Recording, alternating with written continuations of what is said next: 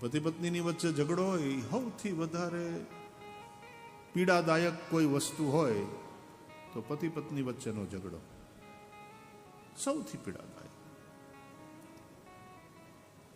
Operation હોય, કોઈ શારીરિક સમસ્યાને કારણે પીડા થાય, પણ ઘરવાળી પતિની બાજુમાં બેઠી હોય, સતત સેવા કરતી હોય, પતિની પીડાને જોઈ અને ઘરવાળીની આંખોમાં આંસુ વયા જાય, તમને આ ક્યાં થયું, આવું ઉલટાનું હું માંદી પડ્યો હોત તો સારું હતું.